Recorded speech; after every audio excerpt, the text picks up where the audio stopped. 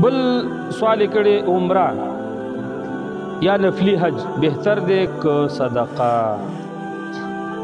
نو سوال خو ډیر اوږد سوال کړي، خو مختصر یو دو جملو کې به انشاءالله درله جواب درکم.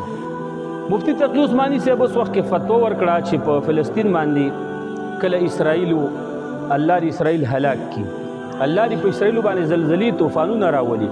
ډېره موږ زموږ دعاګانو کې او خیرو کې بس اثر به نه وي که نه، چې یاره زموږ د اخري الله جل شانه نه قبلوي، الله جل شانه د اسرائیل تباه کړي.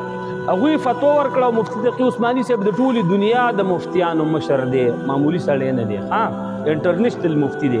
هغوی دا فتوا ورکړله او په دې د علماو اجماع تقریبا وشوله چې یاره څوک چې نفلي عمرې کوي د الله دپاره، دغه نفلي عمرې دې نه کوي او د هغه مسلمانانو مرسته دې په دې پیسو باندې وکړي. مثلا ستا په عمره باندې 2 لکه روپۍ لګي، هغه چې دی فلسطین هغه ماشومانو ته، هغه کونډو ته، زخمینو ته، هغه شهیدانو بچو ته ولېږه چې هغوی پرې روټۍ والي، هغوی به ځان ته د اوبو انتظام، د کپړو انتظام، د دشمن خلاف پرې وسله برابروي.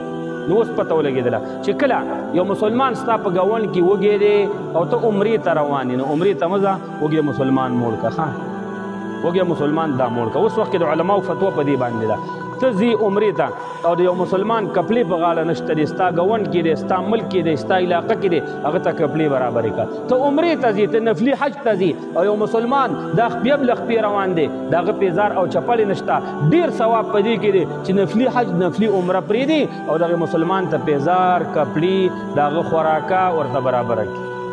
یو مسلمان دی قرضدار دی، قرضدارین ور په قرضدار ورپسې ځي راځي، د هغه ژوند تنګ دی، نفلي حج نفلي عمره پرېږده، دغه مسلمان دا قرضه پې خلاصه کړه، الله جل شانه به د هغې نه تا ته ډېر ثواب درکړي. ټیک ده. اوس وخت کې دا خلک سوالونه کوي صاحبه، دا کونډې، دا رنډې، دا ماشومان، دا غریبانان، خلک روټۍ ځان ته نشي برابرولی. نو چې دغو ته د انشاءالله روټۍ برابره کړه د هغې نفلي حج نه او د عمرې نه به الله جل شانه تا ته ډېر ثواب درکوي. اوس وخت کې د علماو فتوا په دې ده. الله دې علماء ته بیا تاسو ته عمل کولو توفیق را نصیب.